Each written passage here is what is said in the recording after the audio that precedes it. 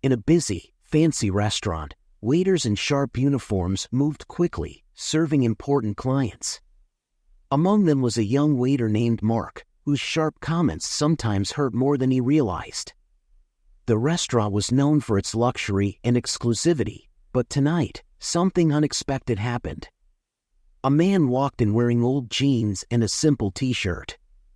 His quiet presence didn't catch anyone's attention, except for Mark, who sneered at the man's plain clothes.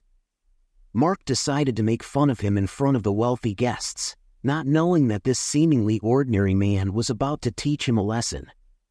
The restaurant was alive with chatter and the sound of glasses clinking. The grand chandeliers gave off a golden glow, and guests were dressed in fancy clothes, laughing and applauding as a pianist played soft music in the corner. It was a perfect night of luxury. Behind the counter, Mark adjusted his tie and watched the tables. He enjoyed the job, but not because of the money or the people. It allowed him a glimpse into the world he wanted to be a part of. But tonight, he felt bored. The guests were predictable, rich, demanding, and eager to show off. Then, the door opened, and in walked a man who didn't fit in. He wore worn jeans, a plain t-shirt, and sneakers that looked old. His hair was messy, and he didn't draw anyone's attention except for Mark's. Mark raised his eyebrows in surprise and sneered. He whispered to his colleague, just loud enough for the other waiters to hear, "What do you think? Did the thrift store run out of suits?" They laughed, but Mark wasn't finished. As the man walked to a table near the window, Mark approached him with a fake, polite smile. "I'm sorry, sir, but this restaurant has a dress code," Mark said, his voice dripping with sarcasm. "We reserve our tables for guests who understand the importance of proper attire." The man paused, looking at Mark with calm, unreadable eyes, but there was something in them that made Mark feel uncomfortable. "I'm here for the food, not a fashion show," the man replied in a steady voice. Mark's smirk grew. "Oh, I see. Well, maybe you'd be more comfortable at the diner down the street." "It's more your style," he said, looking at the man like he didn't belong. Some nearby guests glanced over, curious about the exchange, but the man didn't react. "I'd prefer to eat here," he said simply, sitting down by the window. Mark laughed quietly and pointed to the menu. "Of course, sir, but just so you know, our prices might surprise you." As Mark walked back to the counter, the other waiters exchanged smiles, clearly enjoying the scene. One of them muttered, "Did you see his shoes? He's probably here by mistake." Meanwhile, the man sat quietly, reading the menu, his calm demeanor standing out in the noisy restaurant. A few guests continued to glance over at him, intrigued by how he responded to Mark's comments. Mark returned a moment later, bringing a glass of water with a flourish. "Shall I recommend our special tonight? It's truffle rosado, $120 a plate." "But maybe you'd prefer something simpler," he asked, his voice laced with sarcasm. The man looked up and replied, "The rosado sounds perfect." He handed the menu back and added, "I'll also take a bottle of your finest wine." Mark was caught off guard for a moment, then let out a short laugh. "Our finest wine? That's $2,000 a bottle." "Are you sure?" The man nodded calmly, "Yes, and if you could hurry, I'd appreciate it." Mark's smirk faltered but quickly returned. "Very well, sir," he said, turning to walk away. Meanwhile, the man stared out the window, lost in thought. The waiters continued to exchange amused looks as they passed by his table.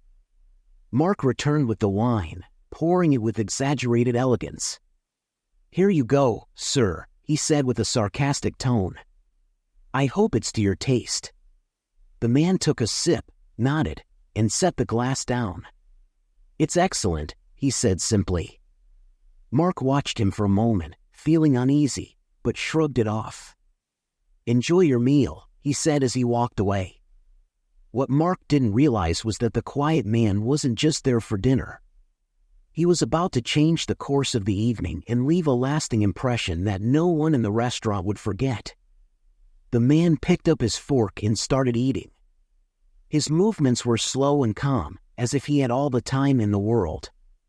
He chewed carefully, enjoying each bite, while Mark stood nearby, clearly waiting for some kind of reaction. Breaking the silence, Mark asked, "How's the rosado? Worth the price?" The man looked up, his expression calm and unreadable. "It's good," he said simply, then went back to his meal. Mark frowned. He had expected the man to either complain or give an overly excited response, something he could use to make fun of him. But the man's calmness left Mark with nothing to work with. Behind the counter, Mark's colleagues were watching the scene. "He's not what I expected," one of them whispered. "He's too calm. Probably doesn't even realize how out of place he looks," another said with a smirk. Determined to regain control, Mark decided to step things up. He returned to the man's table with a forced smile. "Would you like to see the dessert menu, sir? We have a popular chocolate souffle, though I should warn you, it's not exactly budget-friendly." The man put down his fork and looked up. "Thank you, but I'm fine for now," he replied calmly. Mark hesitated. For the first time, he felt a flicker of doubt. "Very well," he said, retreating to the counter. Meanwhile, other guests had started to notice the man. A couple whispered to their waiter, asking who he was. Another table speculated about his background. "Maybe he's some eccentric artist," one woman said. "He doesn't seem like the type to waste money on a place like this," her companion replied. As the murmurs spread, Mark became more frustrated. His attempts to mock the man hadn't worked. Instead of dismissing him, the other guests were growing more curious. Back at his table, the man continued to eat, seemingly unaware of the growing attention. But his calm demeanor hid a sharp awareness of everything going on around him. He noticed the glances, the whispers, and most of all, Mark's restless movements. When Mark returned, this time with the bill, he couldn't resist one last comment. "Here's your check, sir," he said, placing it on the table. "I hope everything was to your satisfaction. I must admit, you've been quite the unexpected guest tonight." The man picked up the check, glanced at it briefly, and then pulled out his wallet. Without saying a word, he handed Mark a sleek black credit card. Mark smirked, taking the card. "Impressive," he said, admiring the design. "Let's hope this isn't maxed out." But as he walked toward the register, Mark couldn't shake the feeling that he had underestimated this man. As the transaction processed, the manager, a stern middle-aged man with sharp attention to detail, approached the counter. "What's going on here?" he asked, glancing at the man's table. Mark hesitated. "Just a customer," he replied quickly. The manager frowned, sensing something was off. He looked at the credit card in Mark's hand, his eyes widened in recognition. "Wait, let me see that," he said. Mark handed over the card, confused. The manager's expression shifted from curiosity to alarm, and then disbelief. Without another word, he walked toward the man's table, leaving Mark frozen in place. Something was about to happen, and Mark could feel it. The manager reached the man's table, his demeanor shifting from professional to respectful. "Excuse me, sir," he began, his voice polite and measured. "May I have a word?" The man looked up and gave a calm nod. "Of course," he said, setting down his glass of wine. Mark, watching from the counter, felt uneasy. The manager's tone wasn't the usual polite formality reserved for high-paying customers.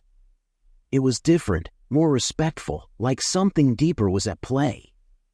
The manager leaned in slightly and spoke in a low voice. "I didn't realize we would have the honor of your presence tonight. If I had known, I would have made sure everything was prepared to your liking." The man raised an eyebrow, a faint smile tugging at the corners of his mouth. "No need for special treatment," he replied. "I'm just here to enjoy a meal." The manager straightened up, looking both relieved and nervous. "Of course, sir. If there's anything you need, please don't hesitate to ask." This brief exchange sent a ripple of curiosity through the restaurant. Guests whispered to each other, wondering who the man was. Mark, now stuck behind the counter, felt a cold sweat forming on his forehead. The manager turned to leave but paused when the man spoke again. "Actually, there is one thing." The man's tone was calm but firm. "Of course," the manager replied, eager to assist. The man's gaze shifted toward Mark, and Mark froze under the weight of his stare. "I couldn't help but notice the way one of your staff members treated me tonight," the man said. "Perhaps we should have a conversation about the importance of respect and professionalism." The manager's eyes widened. He quickly turned to Mark, his expression darkening. "Is that so?" The words hit Mark like a punch. His heart raced. "Sir, I didn't mean any harm," he stammered. "I was just trying to do my job." The man leaned back in his chair, still calm. "Your job?" he repeated. "Does your job include mocking customers based on their appearance or assuming their worth?" The entire restaurant seemed to hold its breath. Guests leaned in, eager to hear what would happen next. The manager turned red with embarrassment and anger. "I deeply apologize for this behavior," he said to the man. "It's completely unacceptable. I'll address this immediately." But the man raised his hand, signaling for the manager to stop. "No need to overreact," he said. "I'm not here to get anyone in trouble. But I do believe moments like these are opportunities for growth." Mark swallowed hard, not sure whether to feel relieved or terrified. The man stood up slowly, and in a calm motion, he pulled out a sleek black business card. He handed it to the manager. "I'll be in touch," he said, his tone carrying a subtle authority. "But for now, I'd like to settle my bill and leave." The manager's hands trembled slightly as he took the card. His eyes darted to the name printed on it, and his jaw dropped. You're Mr. Reeves?" A ripple of gasps spread through the restaurant. Whispers turned into murmurs, and the atmosphere shifted from curiosity to awe. Keanu Reeves offered a small smile. "Yes," he said simply. Mark's face turned pale as the realization hit him. This wasn't just any customer. This was one of the most respected figures in Hollywood, known for both his acting and his humility. Mark felt the weight of his actions crash down on him. He was humiliated. Keanu turned to the restaurant as a whole. "I came here tonight for a quiet meal," he said, his voice calm but carrying an edge of steel. "I didn't expect to be judged for how I look. But I hope this serves as a reminder, respect isn't something you give based on appearances. It's something everyone deserves." The room fell silent, and the weight of his words sank in. Keanu glanced at Mark one last time, his expression unreadable, before turning to the manager. "I trust you'll make the necessary changes," he said, before walking toward the exit. As the door closed behind him, the restaurant buzzed with hushed conversations. Mark stood frozen, the weight of his humiliation heavy on his shoulders. But amid his shame, he felt something else, a flicker of realization. This was his chance to change. The restaurant remained silent for a moment as Keanu Reeves left. His words hung in the air like an unspoken challenge. The manager turned sharply toward Mark, a mixture of disappointment and fury on his face. "Do you have any idea what you've just done?" the manager hissed, his voice low and intense. "That wasn't just any customer. That was Keanu Reeves, one of the most respected individuals in the world, and you treated him like he didn't even belong here." Mark's face burned with shame. He opened his mouth to respond, but no words came. The weight of his actions pressed down on him like a boulder. For the first time, he realized just how deeply he had crossed the line. I didn't know, Mark mumbled, his voice barely above a whisper. That's the point, the manager snapped. You didn't bother to know. You judged him by his appearance, and now you've embarrassed this restaurant in front of someone who could have brought us nothing but honor. The other staff members exchanged nervous glances, unsure of what to say or do. The guests whispered among themselves, some shaking their heads in disapproval. Mark felt like the walls were closing in on him. One of his colleagues, Sarah, stepped forward hesitantly. Mark, she said gently, maybe this is a chance for you to think about how you treat people, not just customers, but everyone. Her words, though softly spoken, cut through Mark's defenses like a knife. He looked down at the floor, his mind racing with memories of all the times he had mocked or dismissed others based on their appearances. I messed up, he admitted, his voice cracking. The manager took a deep breath, his anger subsiding just enough for a hint of compassion to show. You did, he said. But what matters now is what you do next. The evening continued, but the mood in the restaurant had changed. The once lively chatter turned into a quieter, more reflective atmosphere. Guests continued their meals, but the earlier events left an impression on everyone. Mark spent the rest of the night serving tables in silence, his usual arrogance replaced by quiet humility. He couldn't stop thinking about Keanu Reeves' calm demeanor and his powerful words. As the restaurant began to close for the night, the manager approached Mark again. His tone was softer now. Listen, he said, I'm giving you a chance to learn from this.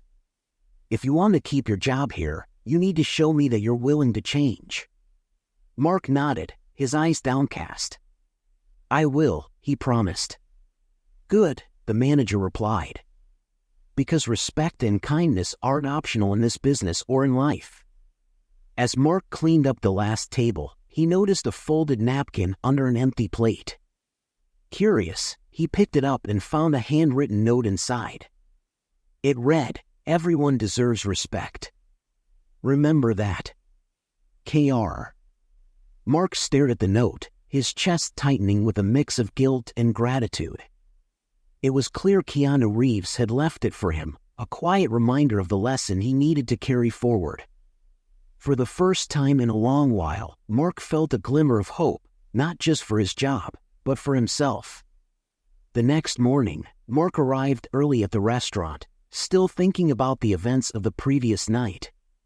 He kept the note from Keanu Reeves in his pocket, its weight symbolic of the responsibility he now felt. The restaurant was quiet, filled only with the soft hum of early prep work. When the manager arrived, he gave Mark a sharp look. You're early, he said, surprised. Mark nodded. I wanted to make sure I started fresh, he replied. I owe this place and myself better. The manager raised an eyebrow.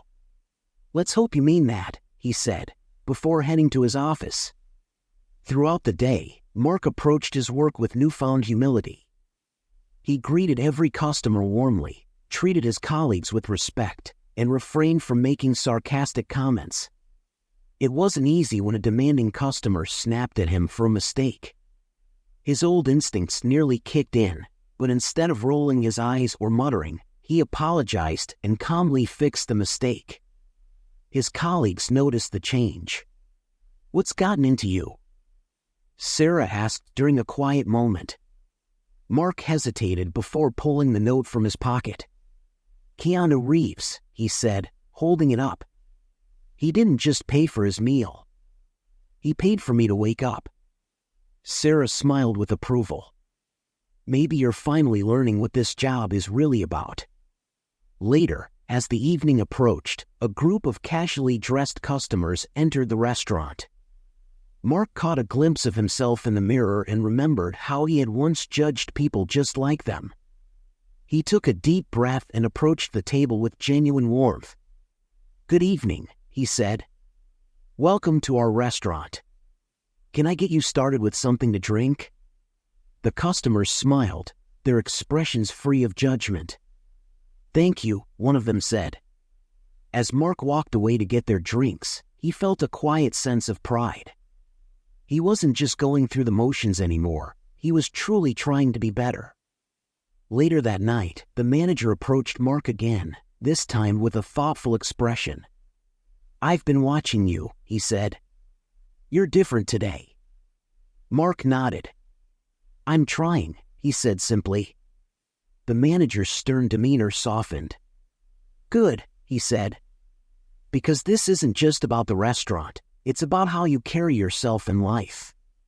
Mark nodded again, his grip tightening on the napkin in his pocket. "I understand that now."